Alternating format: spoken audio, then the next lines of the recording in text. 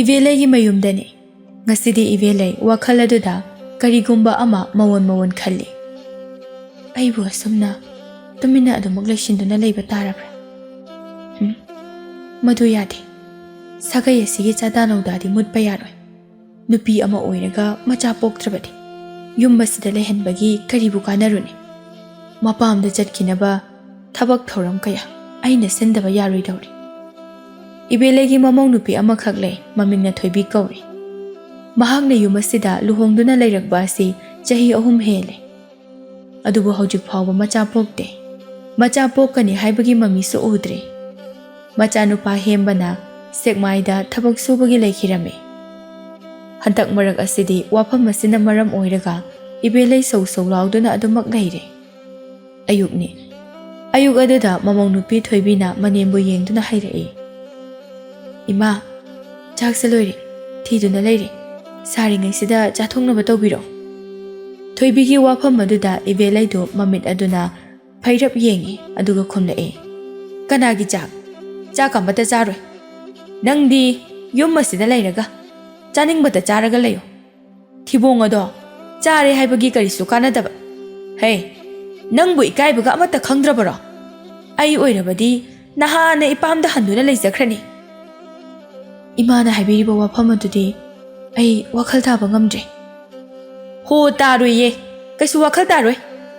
Pangsinnabana hairiba nupa sumbanaga hairiba. Hey, nang nasagi nasakase nathanata khangjaba ngamjadra.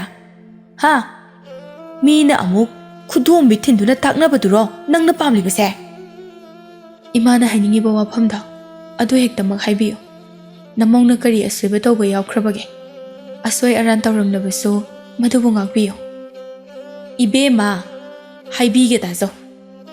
Nakhol nawa adu imeng mengsilaga tawshinnariba adumna. Thabaktasu mengun he. Nangbu nasana khangjadabra. Nahakna yumasida mau oina lakriba ase. Chahi 3 di helabanine. Kadai sagai asigi I. Sagai asigi chadanawda kadai no.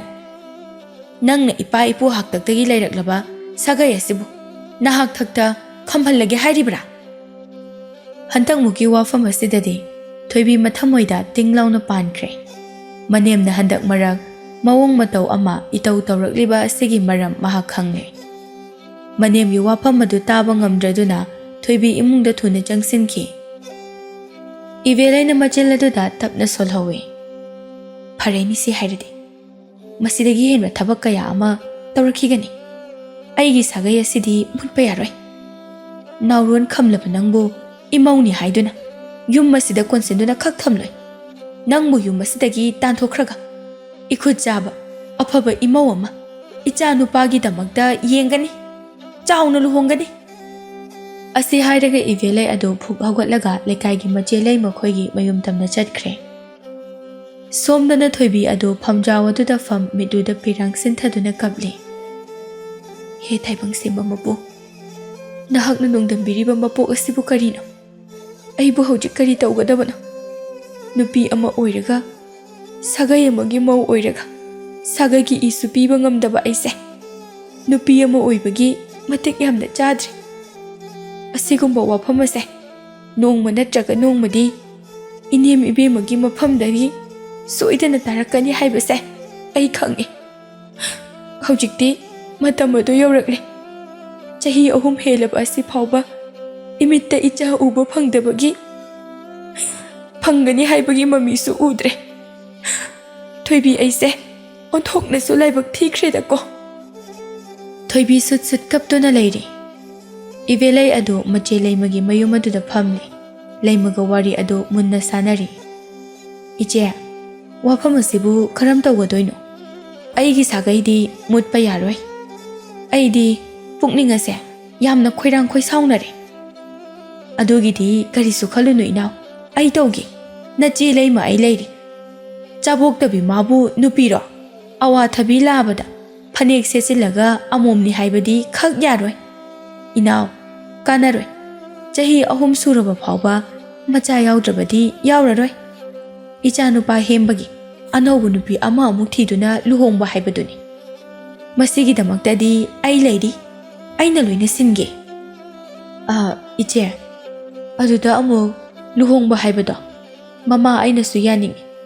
Luribadi, thoibina yum asida asumak lengduna laisilabadi, aikhoina khanariba wafam khudingmak ase arembada loina tagadoribani. Kamdawni iche? Adugidi laireda ibelai. Nangna manem phattabi saduna namau nupi adubu otlabadi. Kairo lekai amadi nacha nupana khanglakpasu yai. Matam aduda nangbu phatana soidana launakini. Adumna tawgadabagi saru. Nachena wafam ama haige. Adugane asimak hek tawsi ibelai. Hoine. Adumna tawrabadi ayase. Hekta manem phattabi tagadoribani. Nati iche. Karamba thabakno aikhoina tawgadoribasibo. Awangi khula sida aiga khangnaba maiba amakak lei. Wafam ase mahakatanasi. Migi imung manung thugaiba. Nushina handaba. Asigumba mahi kaya ase yamna haiba maibani. Handaksu ipamlonggi thabak asigumba ama maiba mongonda tawhanki. Samu mai supaki. Nangisu amuktang chatuna. Karam tawbuno haibado yenghaningi. Aduna pharadra iche. Aina isau langduna mabu otuna. Phattabi mingthol phangadabagi saru. Naronda laitin khurumduna. Posem jadu tawsilaga thoibi ado yumasida leiba ngamdanaba tawhalasi. Iche, thabak ase tinthabak kanade. Iche na hairiba misak ado hujimo hekta unarusi. Iche gi awamal aina soidana pigani. Makhoi anidu mafi phizan na laptawba ama selaga awang pangna haigalai. Asum lakpana awangi khuladu yaure. Maiba pibagi mayum maduda changlai. Mamang sanggoi amada mi kharasu tinduna lairami. Laimaga ibelaiga adu changlaktuna thariba fida adu da famthai aduga maiba pibana mi yengliba adu loikiba ngairaga lairi. Ngaihaki matungda lai yenglamba miyoising adu loina chatnakre. Mafam maduda ibelaiga laimaga makhoi ani khakta ngaihauри. Laimana maibagi manakta changsinuna hai. Tada, tu, inaw nupi asigi wafam amata tanagi haiduna tadabu unaba laklibani. Maiba piba adu mafam chana famthai aduga khumlai. Kari wafam oirabana laima, hekta hayo. Aduburo mama sumdawbani. Nahan amu aina tadaga tanakiba thaba adugumbanida. Inaw asigi mamong nupi amakhak lai. Luhonglakpa chahi ahumuk hele. Adubu haujik phawba mamita macha amata udre. Chahi ahum helaklaba asi phawbada. Masune masu uraktabaduda inaw nupi asidi mahaki sagai ase mutkiba tare khanbada. Laifam chafamga amata khangdraba jani. Aduna ni tadana. Laimana hairiba wafam adu loidringai bibana sat khumlai. Ho, khangi. Nangna hainingliba wafam ado ai khangle. Nanaw nupi asigi mamong nupi macha poktabi ado poknaba laigi thawgal tawsi asinatra. Phamduna leiramba ibelaina sat amu hairi. Tada, laitin khurumduna kaya yenglabani. Aduba amata oide. Laitin khurumbada sel kaya amasu arembada manghankrabani. Laifam khuding khurumbada chattaba mafam leiramlaroi. Amuk nauna laitin khurumbada kanaba leiraroi. Tada, aina hainingliba asina. Imong nupi aduna aigi yumaduda adumak leisinba haibase pamdre. Mahakpu mapamda chathankraga ikhut chaba imaw ama thige haina khanba. Masibu akaiba thabak oibrane. Miyoibagi minungsi yengduna aigi sagaigi chada nawdadi muthanba chumle. Chahi ahum helaba asi phawba macha poktrabadi poklaroi. Hoi, ibemana hairiba ibemagi apamba adumak hek tawsi. Ibemana pamlibasi hojik leiriba namong nupi adubu yumaduda leiba ngamdanaba thabak tawhanba asi natro. Hoi, adumak ni tada. Maduda mai pakna tawbiyo. Tadagi awaman matik chana tawzage. Nangi thabak adudi kaisu leiba thabak nateda. Piba aina tawba yaba tawkraba thabak. Ngasigidi yararoi. Se, hayeng ase. Nang soidana aigi nakta lao. Ai pumnamak sem sabiramlage. Wari watai ngaihak tawraga laima amadi ivelai adu adumak thorakle. Mathangi numitni numidang wairam matam aduda sekmaida thabak subagi laikiba hemba adu mayumda thonglare. Thoibina sumang aduda mai okpire. Hembana magi nupi thoibibu munna yengjai aduga hairai. Nangbu ꯆꯥꯛ ꯏꯁꯤꯡ ꯏꯟꯊꯤ ꯅꯨꯡꯉꯥꯏꯅ ꯆꯥꯗ꯭ꯔꯕꯣ? ꯅꯁꯥ ꯑꯗꯨꯕꯨ ꯌꯥꯝ ꯄꯥꯁꯜꯂꯝꯃꯤꯅꯦ꯫ ꯀꯩꯁꯨ ꯇꯧꯗꯕꯅꯦ꯫ ꯅꯪꯅ ꯅꯍꯥꯟ ꯃꯈꯩ ꯎꯔꯨꯗꯕꯗꯨꯗ ꯋꯥꯈꯜꯅ ꯄꯪꯈꯟꯗ ꯈꯟꯖꯤꯟꯕ ꯑꯣꯏꯔꯝꯒꯅꯤꯌꯦ꯫ ꯏꯃꯥ ꯂꯩꯇꯕ꯭ꯔꯣ? ꯂꯩꯇꯦ, ꯊꯕꯛ ꯑꯃ ꯆꯠꯊꯣꯛꯈꯤ꯫ ꯉꯁꯥꯏ ꯑꯌꯨꯛ ꯆꯠꯊꯣꯛꯈꯤꯕꯅꯦ, ꯍꯟꯕꯨ ꯍꯜꯂꯛꯄ ꯌꯥꯔꯦ꯫ ꯑꯁꯤ ꯍꯥꯏꯅꯔꯒ ꯍꯦꯝꯕ ꯑꯃꯗꯤ ꯊꯣꯏꯕꯤ ꯑꯗꯨ ꯏꯃꯨꯡꯗ ꯆꯪꯈ꯭ꯔꯦ꯫ ꯉꯥꯏꯍꯥꯛꯀꯤ ꯃꯇꯨꯡꯗ ꯏꯕꯦꯂꯩꯗꯨ ꯃꯌꯨꯝꯗ ꯊꯨꯅ ꯍꯜꯂꯛꯏ꯫ ꯃꯍꯥꯛꯇꯤ ꯃꯆꯥꯅꯨꯄꯥ ꯍꯦꯝꯕꯅ ꯃꯌꯨꯝꯗ ꯍꯜꯂꯛꯇꯨꯅ ꯂꯩꯔꯦ ꯍꯥꯏꯕꯁꯤ ꯈꯪꯂꯝꯗꯦ꯫ ꯃꯥꯡꯒꯣꯜꯒꯤ ꯗꯥꯔꯤ ꯑꯗꯨꯗ ꯐꯝꯊꯔꯒ ꯃꯈꯣꯜ ꯑꯗꯨ ꯊꯣꯛꯅ ꯍꯥꯏꯔꯛꯏ꯫ ꯍꯣ, ꯅꯨꯡꯉꯥꯏꯔꯦ꯫ ꯁꯤꯗꯒꯤ ꯍꯦꯟꯅ ꯅꯨꯡꯉꯥꯏꯕ ꯀꯗꯥꯏꯗꯒꯤ ꯂꯧꯔꯨꯒꯅꯤ? ꯏꯃꯥꯏ ꯑꯁꯦ ꯊꯥꯡꯇꯣꯛꯇꯨꯅ ꯁꯣꯔꯣꯛ ꯑꯁꯤꯗ ꯆꯠꯄ ꯉꯝꯗ꯭ꯔꯦ꯫ ꯑꯃꯨꯛꯇꯣꯏꯕ ꯑꯩꯕꯨ ꯎꯕꯗ ꯃꯤꯁꯤꯡ ꯑꯁꯤꯅ "ꯏꯕꯦꯂꯩ, ꯅꯁꯨꯗꯨ ꯀꯌꯥꯝ ꯆꯥꯎꯔꯦ" ꯍꯥꯏꯗꯨꯅ ꯀꯔꯦꯝꯅꯔꯤꯕ꯫ ꯑꯩ ꯃꯄꯥꯟꯒ ꯊꯣꯛꯄ ꯉꯝꯂꯣꯏꯗꯧꯔꯦ ꯍꯥꯏꯔꯤꯁꯤꯅꯤ꯫ ꯑꯩ ꯍꯥꯏꯔꯤꯁꯤꯅꯤ꯫ ꯃꯍꯥꯛꯀꯤ ꯇꯨꯡꯗ ꯃꯆꯥꯅꯨꯄꯥ ꯍꯦꯝꯕꯗꯨ ꯂꯦꯞꯇꯨꯅ ꯂꯩꯔꯝꯃꯤ꯫ ꯏꯕꯦꯂꯩꯅ ꯃꯈꯥ ꯇꯥꯔꯛꯏ꯫ ꯏꯕꯨꯡꯉꯣ, ꯅꯪ ꯍꯜꯂꯛꯂꯕ꯭ꯔꯥ? ꯀꯩꯅꯣ ꯏꯃꯥꯅ ꯍꯧꯖꯤꯛ ꯍꯥꯏꯗꯨꯕꯣ? ꯊꯣꯏꯕꯤꯁꯦ ꯏꯃꯥꯒꯤ ꯅꯃꯧ ꯅꯨꯄꯤꯅꯤ꯫ ꯃꯍꯩ ꯌꯥꯟꯗꯕ ꯎꯄꯥꯜꯕꯨ ꯍꯧꯗꯨꯅ ꯂꯩꯕꯒꯤ ꯀꯔꯤꯕꯨ ꯀꯥꯟꯅꯔꯨꯒꯅꯤ? ꯅꯈꯨꯠꯇ ꯁꯤꯡꯖꯪ ꯑꯃ ꯄꯥꯏꯔꯒ ꯃꯔꯨ ꯐꯪꯅ ꯌꯥꯟꯊꯠꯈꯣ꯫ ꯃꯐꯝ ꯑꯁ꯭ꯋꯥꯏꯗ ꯍꯧꯔꯒ ꯋꯥꯏ ꯆꯤꯅꯤꯡꯉꯥꯏꯅꯤ꯫ ꯏꯃꯥꯕꯨ ꯀꯩꯗꯧꯔꯒꯦ ꯑꯗꯨꯛ ꯁꯥꯎꯏꯗꯨꯕꯣ? ꯅꯃꯧ ꯅꯨꯄꯤ ꯊꯣꯏꯕꯤꯅ ꯏꯃꯥꯗ ꯀꯔꯤ ꯂꯥꯜꯂꯝꯃꯒꯦ? ꯍꯥꯏꯕꯤꯌꯨ ꯏꯃꯥ꯫ ꯌꯦꯡꯉꯨꯇꯨ, ꯁꯣꯔꯣꯛ ꯑꯁꯤꯗ ꯈꯨꯕꯩ ꯑꯃ ꯀꯥꯟꯊꯣꯛꯄ ꯌꯥꯗꯦ꯫ ꯑꯎꯕ ꯃꯤꯁꯤꯡ ꯑꯁꯤꯅ ꯑꯩꯕꯨ ꯌꯦꯡꯂꯒ ꯅꯁꯨ ꯀꯌꯥꯝ ꯆꯥꯎꯔꯕꯒꯦ ꯍꯥꯏꯗꯅ ꯂꯛꯅꯔꯤꯕ꯫ ꯀꯗꯥꯏꯅꯣ ꯑꯩꯒꯤ ꯏꯁꯨꯕꯣ? ꯅꯪꯒꯤ ꯅꯨꯄꯤ ꯑꯁꯤꯅ ꯌꯨꯝ ꯑꯁꯤꯗ ꯂꯩꯔꯛꯂꯤꯕ ꯑꯁꯦ ꯀꯌꯥꯝ ꯀꯨꯏꯔꯦ? ꯍꯧꯖꯤꯛ ꯐꯥꯎꯕ ꯏꯁꯨ ꯄꯤꯕ ꯉꯝꯗ꯭ꯔꯤꯕ꯫ ꯃꯍꯥꯛꯊꯛ ꯁꯥꯒꯩ ꯑꯁꯦ ꯃꯨꯠꯄ ꯇꯥꯔꯤꯕ꯭ꯔꯥ? ꯍꯩ, ꯅꯪ ꯌꯥꯝ ꯃꯨꯟꯅ ꯋꯥꯈꯜ ꯇꯧꯀꯣ꯫ ꯁꯥꯒꯩ ꯑꯁꯤꯗꯤ ꯃꯨꯠꯄ ꯌꯥꯔꯣꯏ꯫ ꯅꯪ ꯅꯨꯄꯤ ꯑꯃ ꯊꯤꯅꯅꯕ ꯇꯧꯁꯦ꯫ ꯏꯃꯥꯕꯨ ꯉꯥꯎꯔꯕꯣ? ꯍꯥꯏꯔꯤꯕ ꯋꯥꯐꯝ ꯑꯗꯨꯕꯨ ꯀꯔꯤꯅꯣ? ꯅꯃꯧ ꯅꯨꯄꯤ ꯑꯁꯤꯅ ꯇꯥꯔꯒ ꯀꯔꯤꯅꯤ ꯍꯥꯏꯅ ꯈꯟꯈꯤꯅꯤ?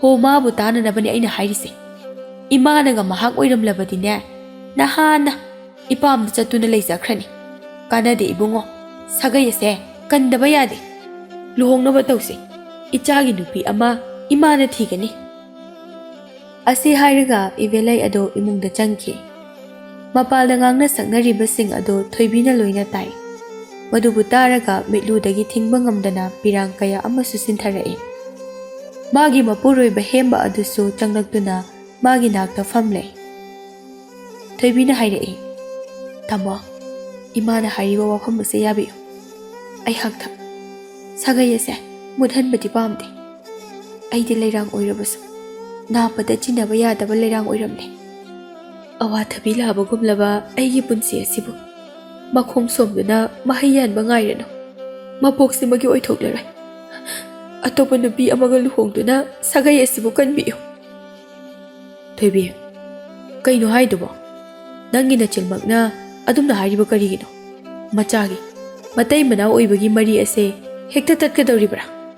ꯅꯪ ꯑꯁꯦ ꯑꯩꯒꯤ ꯄꯨꯛꯅꯤꯡꯅ ꯌꯥꯝꯅ ꯄꯥꯝꯖꯅ ꯂꯧꯈꯤꯕꯅꯦ꯫ ꯅꯪꯕꯨ ꯊꯥꯗꯣꯛꯑꯣ ꯍꯥꯏꯕꯗꯤ ꯑꯩ ꯉꯝꯂꯣꯏ꯫ ꯃꯗꯣ ꯆꯠꯅꯕ ꯌꯥꯕ ꯋꯥꯐꯝ ꯅꯠꯇꯦ꯫ ꯃꯗꯨꯅ ꯁꯥꯒꯩ ꯑꯁꯦ ꯀꯟꯒꯗꯕ ꯅꯠꯇꯦ꯫ ꯇꯥꯃꯣ, ꯅꯪꯅ ꯑꯩꯕꯨ ꯅꯨꯡꯁꯤꯕꯃꯛꯇ ꯑꯣꯏꯔꯕꯗꯤ ꯇꯥꯃꯣ ꯂꯨꯍꯣꯡꯕꯤꯌꯨ꯫ ꯁꯦ, ꯑꯗꯨꯝꯅ ꯍꯥꯏꯍꯩꯗꯦ꯫ ꯍꯌꯦꯡ ꯑꯁꯦ ꯆꯤꯡꯈꯩ ꯏꯕꯨꯡꯉꯣꯒꯤ ꯈꯨꯕꯝꯗ ꯂꯥꯏ ꯈꯨꯔꯨꯝꯃꯨꯁꯤ꯫ ꯁꯥꯒꯩ ꯑꯁꯤꯒꯤ ꯏ ꯑꯃꯠꯇ ꯄꯤꯅꯕꯤꯌꯨ ꯅꯤꯖꯔꯨꯁꯤ꯫ ꯊꯣꯏꯕꯤꯗꯨ ꯃꯄꯨꯔꯣꯏꯕꯅ ꯆꯤꯡꯈꯩ ꯏꯕꯨꯡꯉꯣ ꯄꯜꯂꯛꯄ ꯑꯁꯤꯗ ꯃꯁꯥꯗꯨ ꯁ꯭ꯋꯥꯏ ꯂꯥꯎꯈꯤꯕ ꯈꯪꯍꯧꯗꯦ꯫ ꯈꯨꯝꯂꯛꯏ꯫ ꯑꯩꯅ ꯂꯥꯏ ꯇꯤꯟ ꯈꯨꯔꯨꯝꯂꯛꯂꯤꯕ ꯑꯁꯦ ꯃꯁꯤꯡ ꯊꯤꯉꯝꯗ꯭ꯔꯦ꯫ ꯑꯗꯨꯕꯨ ꯄꯨꯝꯅꯃꯛ ꯑꯔꯦꯝꯕ ꯇꯥꯗꯨꯅ ꯇꯣꯛꯂꯦ꯫ ꯑꯩ ꯑꯃꯨꯛ ꯍꯟꯅ ꯂꯥꯏ ꯈꯨꯔꯨꯝꯂꯔꯣꯏꯒꯦ꯫ ꯂꯥꯏ ꯇꯤꯟ ꯈꯨꯔꯨꯝꯗꯨꯅ ꯏꯆꯥ ꯐꯪꯍꯟꯕꯤꯌꯨ ꯍꯥꯏꯅ ꯅꯤꯖꯒꯗꯕꯅꯤ꯫ ꯇꯥꯏꯕꯪ ꯁꯦꯝꯕ ꯃꯄꯨ ꯃꯍꯥꯛꯅ ꯑꯩꯈꯣꯏ ꯑꯅꯤꯒꯤ ꯅꯣꯡꯗꯝ ꯄꯤꯔꯝꯂꯕꯗꯤ꯫ ꯊꯣꯏꯕꯤ ꯋꯥꯐꯝ ꯑꯗꯨ ꯊꯥꯖꯗ꯭ꯔꯦ꯫ ꯃꯃꯤꯠꯇ ꯃꯆꯥ ꯎꯒꯅꯤ ꯍꯥꯏꯕꯁꯨ ꯅꯤꯡꯗ꯭ꯔꯦ꯫ ꯃꯁꯤꯒꯤ ꯃꯔꯝꯗꯤ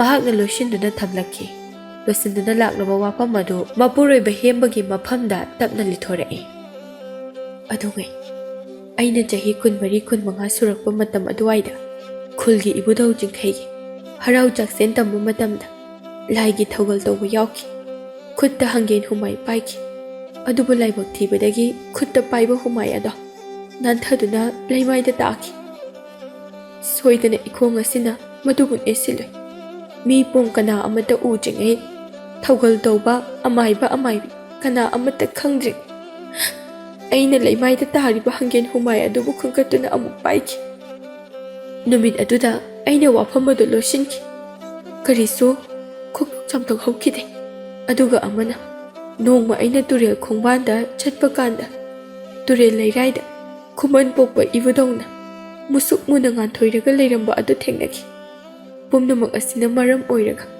ꯑꯩꯒꯤ ꯁꯤꯌꯣꯝ ꯈꯥꯗ ꯇꯥꯏꯕꯪ ꯑꯃꯠꯇ ꯐꯥꯎꯕ ꯉꯝꯈꯤꯗꯕꯅꯤ꯫ ꯄꯨꯝꯅꯃꯛ ꯑꯁꯦ ꯑꯩꯒꯤ ꯏꯔꯥꯜꯅꯤ꯫ ꯑꯩꯒꯤ ꯄꯨꯟꯁꯤꯁꯦ ꯑꯍꯧꯕꯗꯒꯤ ꯁꯣꯏꯈ꯭ꯔꯦ꯫ ꯍꯦꯝꯕꯅ ꯋꯥꯔꯤꯗꯨ ꯇꯥꯔꯒ ꯊꯣꯏꯕꯤꯒꯤ ꯃꯕꯨꯛꯅꯤꯡ ꯑꯗꯨꯕꯨ ꯊꯦꯝꯖꯤꯟꯕꯤ꯫ ꯁꯦ, ꯀꯩꯁꯨ ꯇꯧꯔꯣꯏꯁꯦ꯫ ꯂꯥꯏꯗꯤ ꯍꯥꯏꯖꯔꯒ ꯌꯥꯕꯅꯤ꯫ ꯑꯩꯈꯣꯏ ꯂꯥꯏ ꯈꯨꯔꯨꯝꯗꯕ ꯌꯥꯗꯦ꯫ ꯍꯌꯦꯡ ꯑꯁꯦ ꯁꯣꯏꯗꯅ ꯆꯠꯂꯁꯤꯀꯣ꯫ ꯋꯥꯐꯝ ꯑꯁꯤꯗ ꯃꯈꯣꯏ ꯑꯅꯤ ꯌꯥꯅꯔꯦ꯫ ꯃꯊꯪꯒꯤ ꯅꯨꯃꯤꯠꯅꯤ ꯑꯌꯨꯛ ꯉꯟꯅ ꯍꯧꯗꯨꯅ ꯅꯤꯡꯊꯤꯖꯅ ꯂꯥꯏꯁꯦ ꯁꯥꯗꯦꯡꯂꯒ ꯍꯦꯝꯕ ꯑꯃꯗꯤ ꯊꯣꯏꯕꯤ ꯑꯅꯤ ꯑꯗꯨ ꯏꯪꯈꯣꯜꯗ ꯄꯥꯟꯕ ꯍꯩ ꯔꯥꯁꯤꯡ ꯈꯔ ꯍꯦꯛꯂꯒ ꯏꯕꯨꯙꯧ ꯆꯤꯡꯈꯩ ꯈꯨꯔꯨꯝꯕ ꯆꯠꯈ꯭ꯔꯦ꯫ ꯃꯈꯣꯏꯅ ꯆꯠꯈꯤꯕ ꯑꯗꯨ ꯎꯔꯒ ꯏꯕꯦꯂꯩꯗꯤ ꯍꯔꯥꯎꯕꯅ ꯃꯇꯣꯜ ꯆꯣꯡꯈ꯭ꯔꯦ꯫ ꯃꯆꯤꯟ ꯑꯗꯨꯗ ꯍꯥꯏꯔꯛꯏ, ꯃꯇꯥꯡ ꯑꯁꯦ ꯆꯞ ꯍꯦꯛ ꯆꯥꯔꯦ ꯍꯥꯏꯋꯥꯅꯤ꯫ ꯉꯔꯥꯡ ꯑꯩꯅ ꯃꯥꯏꯕ ꯄꯤꯕꯥꯗꯒꯤ ꯂꯧꯔꯨꯕ ꯃꯩꯇꯥꯟ ꯃꯀꯨꯞ ꯑꯗꯣ ꯐꯝꯈꯣꯡꯗ ꯆꯥꯏꯁꯤꯟꯍꯧꯕ ꯌꯥꯔꯅꯤ꯫ ꯃꯥꯏꯕ ꯑꯗꯨꯅ ꯍꯥꯏꯕꯗꯨꯕꯨ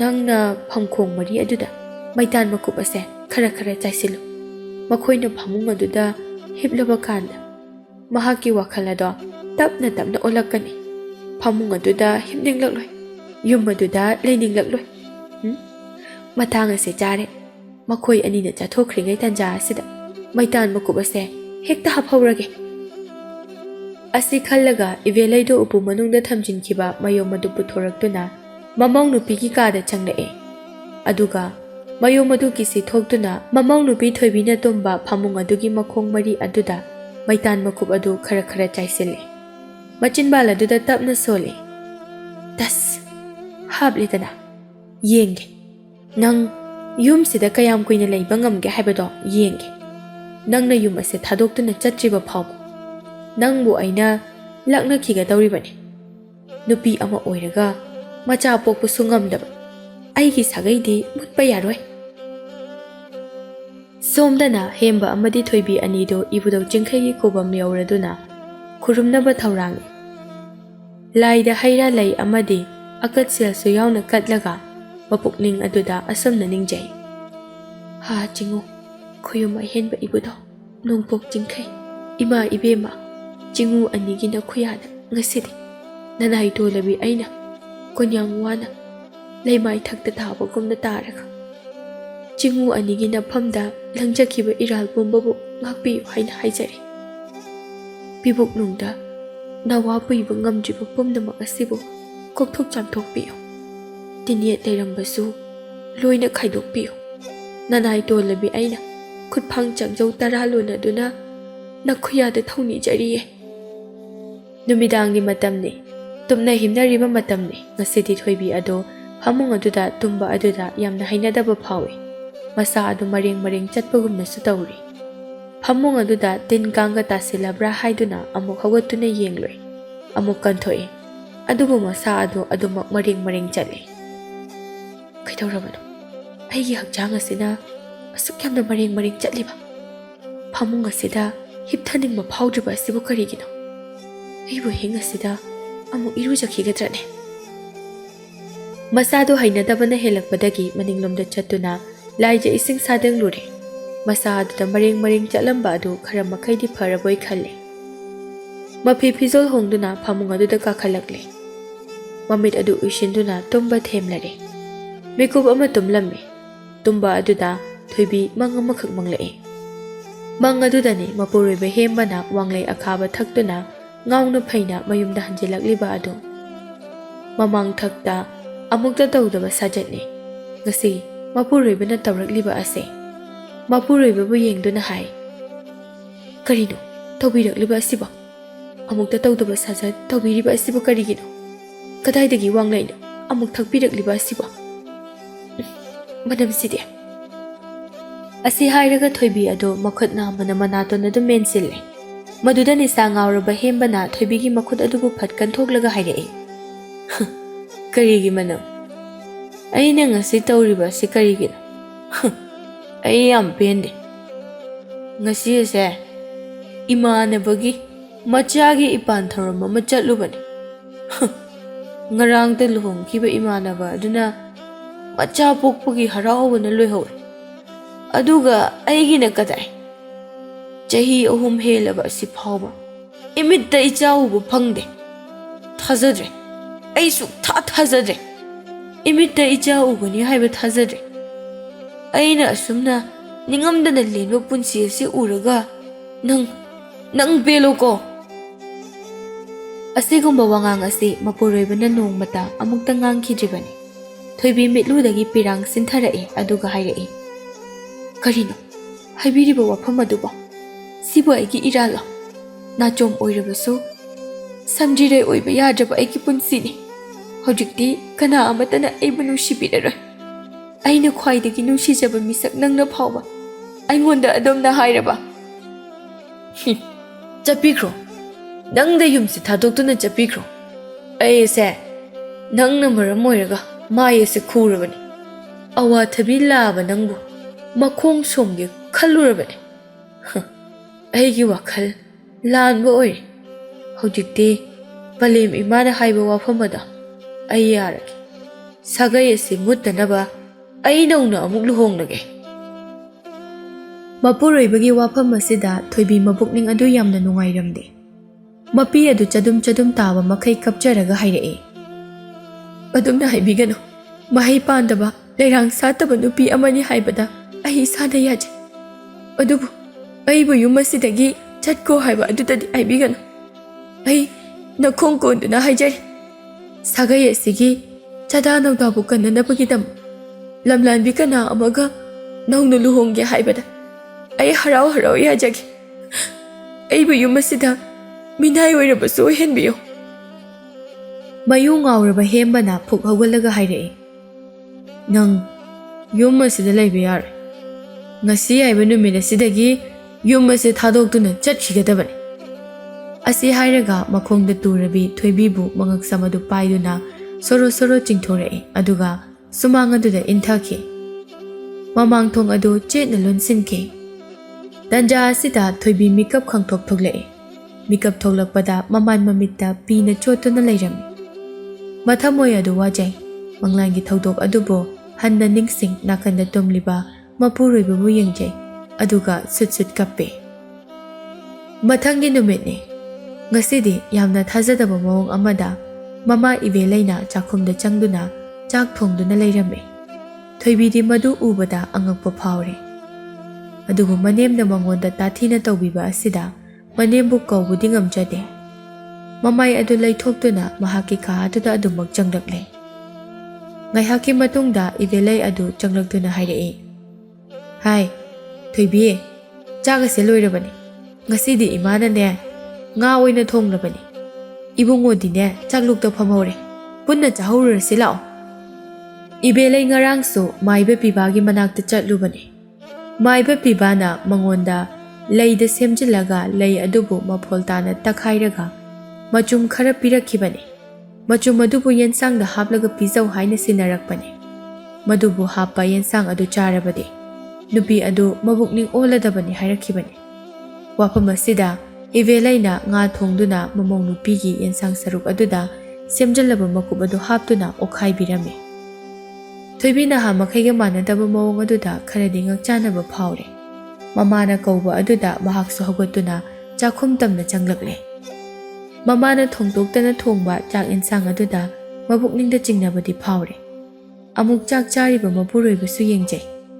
ꯃꯄꯨꯔꯣꯏꯕꯒꯤ ꯁꯛꯇꯝ ꯑꯗꯨ ꯎꯔꯒ ꯉꯔꯥꯡ ꯑꯍꯤꯡ ꯃꯪꯈꯤꯕ ꯃꯪꯂꯥꯟ ꯑꯃꯗꯤ ꯑꯣꯏꯈꯤꯕ ꯊꯧꯗꯣꯛ ꯑꯗꯨ ꯑꯃꯨꯛ ꯅꯤꯡꯁꯤꯡꯉꯤ. ꯊꯣꯏꯕꯤ ꯀꯞꯅꯤꯡꯕ ꯐꯥꯎꯔꯦ. ꯑꯗꯨꯕꯨ ꯐꯥꯖꯤꯟꯗꯨꯅ ꯈꯥꯡꯂꯦ. ꯍꯦꯝꯕꯅ ꯍꯥꯏꯔꯛꯏ, ꯅꯪꯕꯨ ꯀꯩꯗꯧꯔꯒꯦ? ꯅꯁꯥ ꯅꯨꯡꯉꯥꯏꯇꯕ꯭ꯔꯣ? ꯆꯥꯛ ꯑꯁꯤ ꯁꯥꯔꯤꯀꯥꯟꯗ ꯈꯔ ꯆꯥꯁꯤꯜꯍꯧꯔꯣ. ꯏꯟꯁꯥꯡꯁꯤꯁꯨ ꯌꯥꯝ ꯍꯥꯎꯋꯦ. ꯊꯣꯏꯕꯤ ꯑꯗꯨ ꯆꯥꯛ ꯈꯔ ꯀꯣꯊꯔꯒ ꯏꯟꯁꯥꯡ ꯑꯗꯨꯒ ꯈꯔ ꯇꯣꯠꯂꯒ ꯆꯥꯛꯈꯨꯝ ꯑꯃ ꯍꯨꯛꯏ.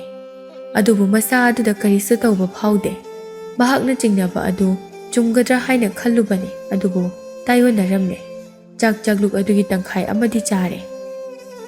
ꯆꯥꯛ ꯇꯣꯛꯂꯕ ꯃꯇꯨꯡꯅꯤ ꯊꯣꯏꯕꯤ ꯋꯥꯈꯜ ꯑꯗꯨ tarang chatpagumna tawri phamung adudasu hipningba phawdre masa adu yum aduda leiningdaba ihai hainingdaba haibadu oire masa adu yum aduda leiningdaba ihai hainadaba haibadu oire matam asida mahaki tamlaba khungang aduda leihoba kana leitraba mallaba yum adu toina urai toina chatningbusu phawrai kuireko aina yumda chatkidaba kana ama leitabana aisu yumda adumak chatreko aigi mitsida mallaba yum adubu toina urakliba asibu karigino aibu amuktang yumda chatlusirane tasengna hairabada ibelaina tawba thabak khudingmak adu thoibida tengbale maram asina thoibi yum asida leiningba phawdre numidangi matamne thoibi magi nupa hembaga wari sari luda pirang su sinthai imase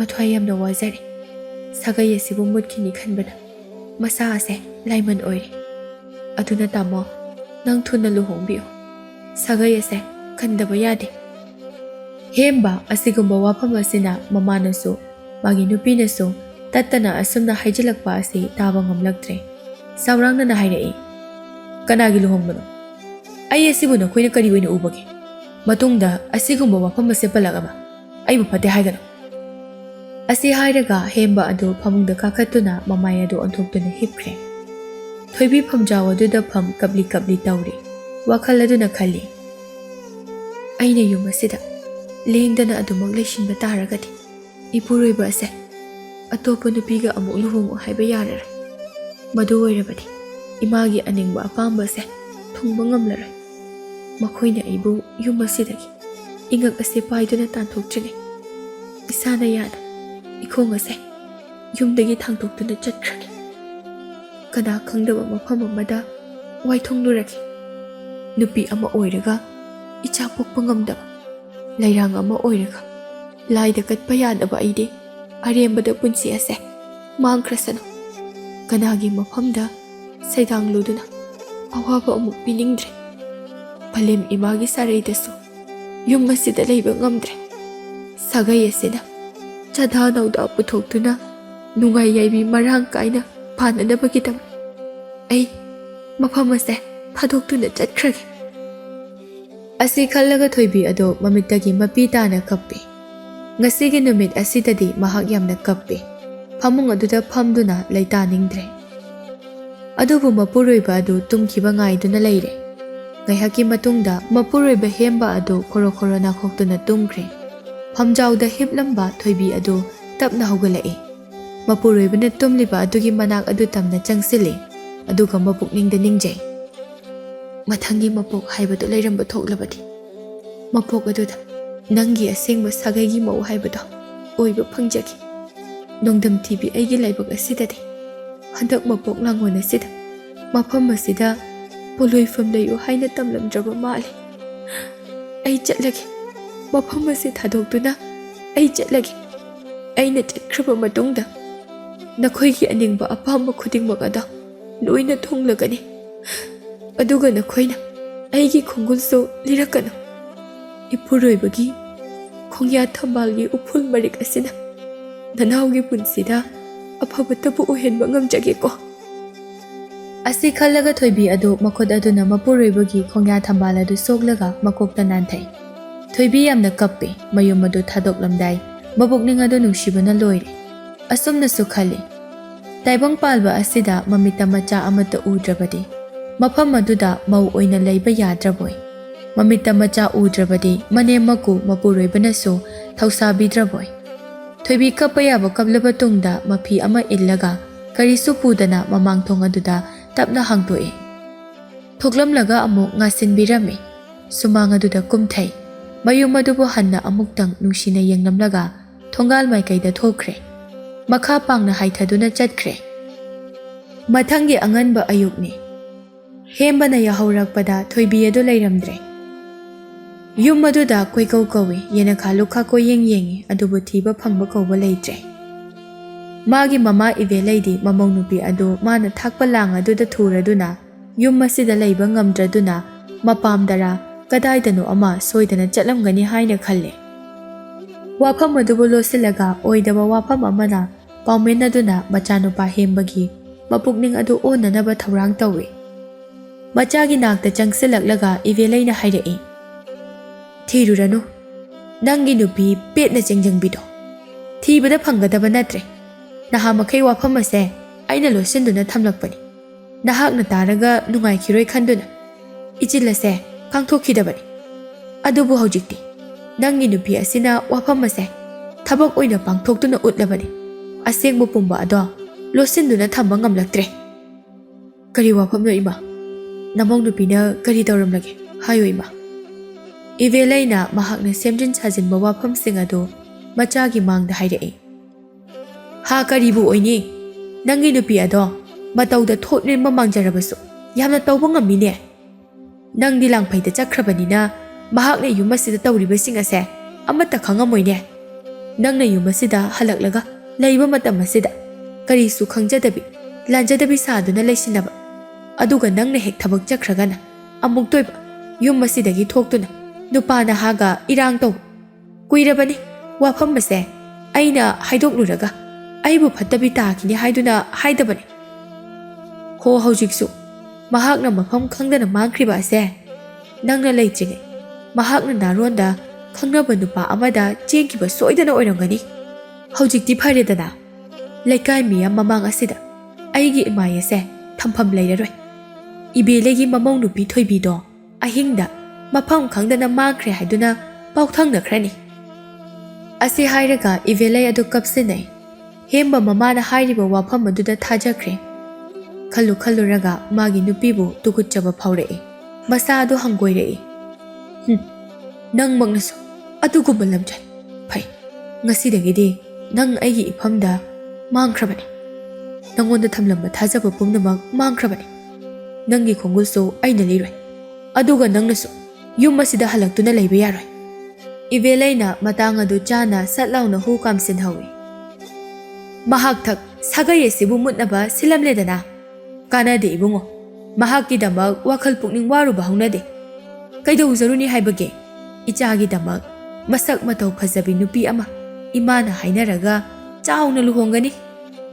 ꯅꯣꯡꯃ ꯅꯤꯅꯤ ꯑꯁꯤꯗ ꯏꯕꯦꯂꯩꯅ ꯃꯆꯥꯅꯨꯄꯥꯒꯤ ꯃꯐꯝꯗ ꯂꯨꯍꯣꯡꯅꯕ ꯇꯧꯔꯁꯤ ꯍꯥꯏꯗꯨꯅ ꯒꯤꯔꯤ ꯒꯤꯔꯤ ꯇꯛꯏ꯫ ꯃꯃꯥꯅ ꯍꯥꯏꯃꯟꯕ ꯑꯗꯨꯗ ꯍꯦꯝꯕꯁꯨ ꯍꯣꯏ ꯍꯥꯏꯗꯨꯅ ꯌꯥꯊꯣꯛꯂꯦ꯫ ꯃꯗꯨꯗ ꯏꯕꯦꯂꯩꯗꯤ ꯍꯔꯥꯎꯕꯅ ꯂꯣꯏꯈ꯭ꯔꯦ꯫ ꯃꯆꯦꯂꯩꯃꯒꯤ ꯃꯌꯨꯝꯗ ꯆꯠꯇꯨꯅ ꯋꯥꯐꯝ ꯄꯨꯝꯕ ꯇꯥꯟꯅꯔꯦ꯫ ꯅꯨꯄꯤ ꯃꯌꯨꯝꯗ ꯃꯥꯡꯒꯣꯜ ꯀꯥꯗꯨꯅ ꯃꯃꯧ ꯑꯣꯏꯖꯔꯒꯦ ꯍꯥꯏꯅ ꯍꯥꯏꯔꯨꯔꯦ꯫ ꯍꯔꯥꯎ ꯍꯔꯥꯎꯁꯨ ꯌꯥꯕꯤꯔꯛꯂꯦ꯫ ꯍꯥꯟꯅꯒꯤ ꯋꯥꯐꯝ ꯄꯨꯝꯕ ꯑꯗꯨ ꯐꯤꯅ ꯀꯨꯞꯁꯤꯟꯗꯨꯅ ꯊꯝꯈ꯭ꯔꯦ꯫ ꯐꯥꯏꯔꯦꯟ ꯊꯥ ꯑꯁꯤꯗ ꯍꯦꯝꯕ ꯅꯧꯅ ꯑꯃꯨꯛ ꯂꯨꯍꯣꯡꯂꯦ꯫ ꯊꯥ ꯈꯔꯒꯤ ꯃꯇꯨꯡꯅꯤ ꯊꯕꯛ ꯑꯃꯒꯤꯗꯃꯛ ꯅꯣꯡꯃ ꯁꯒꯣꯜꯃꯥꯡꯂꯣꯝꯗ ꯆꯠꯂꯨꯏ꯫ ꯃꯥꯒꯤ ꯍꯥꯟꯅꯒꯤ ꯅꯨꯄꯤ ꯊꯣꯏꯕꯤ ꯑꯁꯤ ꯁꯒꯣꯜꯃꯥꯡꯗꯒꯤꯅꯤ꯫ ꯃꯍꯥꯛꯀꯤꯅꯤ ꯍꯥꯏꯕꯗ ꯀꯅꯥꯁꯨ ꯂꯩꯇꯕꯅꯤ꯫ ꯃꯍꯥꯛꯅ ꯆꯠꯄ ꯂꯝꯕꯤ ꯑꯁꯤꯗ ꯊꯣꯏꯕꯤꯒꯤ ꯂꯥꯏꯔꯕ ꯈꯥꯡꯄꯣꯛꯁꯪ ꯑꯗꯨ ꯐꯥꯎꯏ꯫ ꯃꯈꯣꯏꯒꯤ ꯌꯨꯝ ꯃꯄꯥ ꯑꯗꯨ ꯍꯦꯛ ꯌꯧꯕꯗ ꯍꯦꯝꯕ ꯃꯈꯣꯡ ꯑꯗꯨ ꯊꯥꯡꯗꯨꯅ ꯆꯠꯄ ꯉꯝꯗ꯭ꯔꯦ꯫ ꯋꯥꯈꯜ ꯄꯨꯛꯅꯤꯡ ꯑꯗꯨ ꯐꯥꯖꯤꯜꯂꯒ ꯀꯣꯟꯊꯣꯡ ꯂꯣꯜꯂꯤꯕ ꯑꯗꯨ ꯍꯥꯡꯗꯣꯔꯛꯂꯒ ꯌꯨꯝ ꯑꯗꯨꯗ ꯆꯪꯂꯨꯏ꯫ ꯌꯨꯝ ꯑꯗꯨ ꯏꯆꯥꯏ ꯆꯥꯏ ꯎꯅꯥ ꯋꯥꯅꯥ ꯉꯥꯛꯇ ꯉꯥꯏꯔꯦ꯫ ꯌꯥꯝꯅꯁꯨ ꯃꯣꯠꯁꯤꯜꯂꯦ꯫ ꯁꯨꯃꯥꯡ ꯑꯗꯨꯗ ꯂꯦꯞꯇꯨꯅ ꯌꯨꯝ ꯑꯗꯨꯗ ꯌꯦꯡꯂꯨꯕꯗ ꯌꯨꯝꯒꯤ ꯊꯣꯡ ꯑꯗꯨꯗ ꯁꯣꯖꯩ ꯊꯥꯗꯨꯅ ꯂꯣꯜꯂꯤꯕ ꯑꯗꯨ ꯎꯔꯦ꯫ ꯃꯈꯥ ꯇꯥꯅ ꯄꯟꯊꯔꯝꯗꯅ ꯆꯨꯝꯗ꯭ꯔꯤꯡ ꯑꯗꯨꯝ ꯊꯣꯔꯛꯏ꯫ ꯊꯥ ꯈꯔꯒꯤ ꯃꯇꯨꯡꯅꯤ ꯏꯕꯦꯂꯩꯒꯤ ꯅꯧꯅ ꯂꯨꯍꯣꯡꯈꯤꯕ ꯃꯃꯧ ꯅꯨꯄꯤ ꯑꯗꯨ ꯃꯃꯤꯠ ꯃꯃꯥꯏ ꯄꯥꯡꯂꯦ꯫ ꯑꯉꯥꯡ ꯅꯨꯄꯥ ꯑꯃ ꯐꯪꯖꯔꯦ꯫ ꯃꯗꯨꯗ ꯏꯕꯦꯂꯩꯗꯤ ꯍꯔꯥꯎꯕꯅ ꯂꯣꯏꯈ꯭ꯔꯦ꯫ ꯁꯥꯒꯩꯒꯤ ꯆꯥꯗꯥ ꯅꯧꯗꯥ ꯃꯨꯠꯂꯔꯣꯏ ꯈꯟꯗꯨꯅ ꯅꯨꯡꯉꯥꯏꯕꯅ ꯄꯟꯗꯣꯜ ꯂꯣꯝꯂꯦ꯫ ꯌꯨꯝ ꯑꯗꯨꯗ ꯏꯕꯦꯂꯩ ꯃꯆꯥꯅꯨꯄꯥ ꯍꯦꯝꯕ, ꯃꯃꯧ ꯅꯨꯄꯤ ꯑꯃꯗꯤ ꯃꯁꯨ ꯅꯨꯄꯥ ꯑꯗꯨꯒ ꯅꯨꯡꯉꯥꯏꯅ ꯂꯩꯈꯤꯔꯝꯃꯤ꯫